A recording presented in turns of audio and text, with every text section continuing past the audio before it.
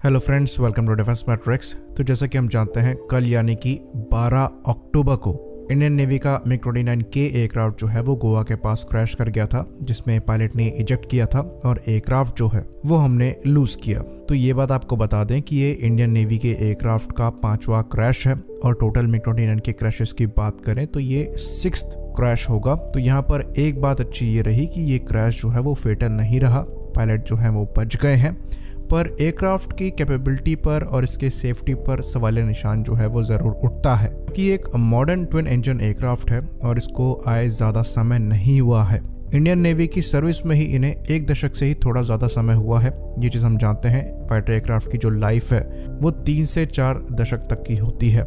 तो 1 दशक से थोड़ा ज़्यादा समय में 6 से 7 क्रैश होना, वो भी एक ट्विन इंजन एयरक्राफ्ट का, ये बिल्कुल भी अच्छा रिकॉर्ड नहीं है। बाकी सर्विसेबिलिटी और अवेलेबिलिटी रेट जो है वो भी चर्चा का मुद्दा काफ़ी लंबे समय तक रहा है, जहां पर CAG की रिपोर्ट में ये खुलासा हुआ था कि जो अवेलेबिलिटी रेट है इस एयरक्राफ्ट का वो 40% से भी नीचे है और जो इंजन का सर्विसेबिलिटी रेट है वो 62% के आसपास है। और ये नंबर खाली 45 एयरक्राफ्ट के बीच में थे, जिसमें से 5 अब क्रैश हो चुके हैं, 40 एयरक्राफ्ट जो हैं वो बचे हैं। बाद में कुछ रिपोर्ट्स ऐसी आ रही थी कि जो सर्विसेबिलिटी है वो इम्प्रूव हुई है और 70% के आसपास जो है वो पहुंची है, पर इस पर भी जो सवालिया निशान है वो उठ रहा है। और यही कारण है कि जो INS विक्रांत है उसके लिए जो एयरक्राफ्ट देखे जा रहे हैं उसमें MiG-29K को कंसीडर नहीं किया जा रहा है। FA-18 सुपर हॉर्नेट और रफाल के बीच में से एयरक्राफ्ट जो है वो चूज़ किया जाएगा।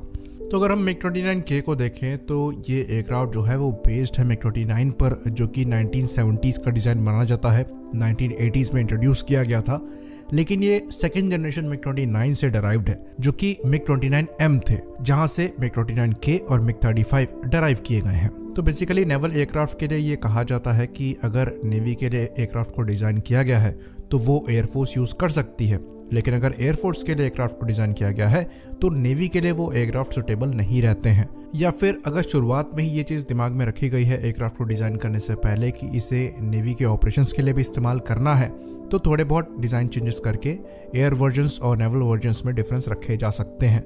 तो MiG-29 जो है, जैसे कि हम जानते हैं, शुरुआत में डिज़ाइन किया गया था एयर सुपीरियरिटी रोल के लिए, और ये डेक बेस्ड फाइटर डिज़ाइन से ही नहीं थे। यहाँ तक कि जो सेकेंड जनरेशन MiG-29 थे, यानी कि MiG-29M, ये भी एज अ डेक फाइटर नहीं डिज़ाइन किए गए थे। इवन जो नेवलाइज्ड MiG-29 यानी कि MiG-29K का प्रोग्राम है वो शुरुआत में प्रोटोटाइप टेस्टिंग तक ही चला था, उसके बाद ये प्रोग्राम खत्म हो गया था। लेकिन इंडियन नेवी के यहाँ पर इन्वेस्ट करने की वजह से इस प्रोग्राम को दोबारा चालू किया गया था और इंडियन नेवी के लिए स्पेशली MiG-29K जो है वो बनाए गए थे। बाद में रशियन नेवी ने भी इन्हें अडॉप्ट किया। तो रिक्वायर्ड डिज़ाइन चेंजेस यहाँ पर किए गए और इन्हें INS विक्रमादित्य से ऑपरेशनल कर दिया गया।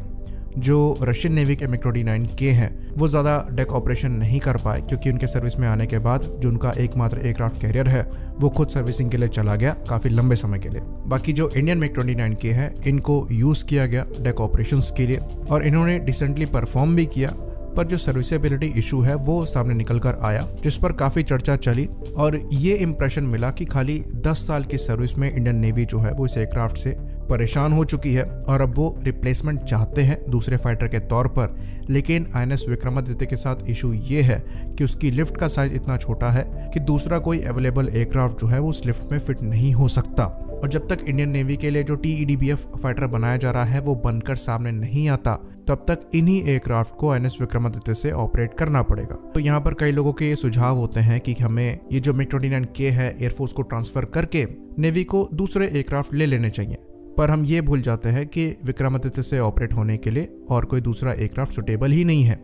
हाँ, LC तेजस नेवी एक ऑप्शन हो सकता है, पर इसमें भी श्योरिटी नहीं है। और दूसरी चीज़, इंडियन नेवी को सिंगल इंजन एयरक्राफ्ट नहीं चाहिए, उनको ट्विन इंजन फाइटर चाहिए। तो जब तक TDBF एयरक्राफ्ट नहीं आ जाते तब तक इंडियन नेवी को मजबूरी में MiG-29K को ही ऑपरेट करना पड़ेगा और जो अवेलेबिलिटी रेट है उससे ही काम चलाना पड़ेगा। बाकी चीज़ों में सुधार करने के लिए एक काम हो सकता है कि जो MRC-BF कंपटीशन है, जिसके अंदर रफाल या फिर FA-18 सुपर हॉर्नेट में से एक एयरक्राफ्ट चूज करने हैं, उसमें तेजी करी जाए ताकि इन एयरक्राफ्ट को INS विक्रांत से लंबे समय के लिए ऑपरेट ना होना पड़े, क्योंकि हम जानते हैं कि INS विक्रांत में इंडियन नेवी के ब्लैक पैंथर्स स्क्वाड्रन को डिप्लॉय किया जाएगा, जो कि MiG-29K का ही स्क्वाड्रन है। आई होप यहाँ पर इंफॉर्मेशन क्लियर हो। इसी बात पर हम इस वीडियो को ख़त्म करेंगे।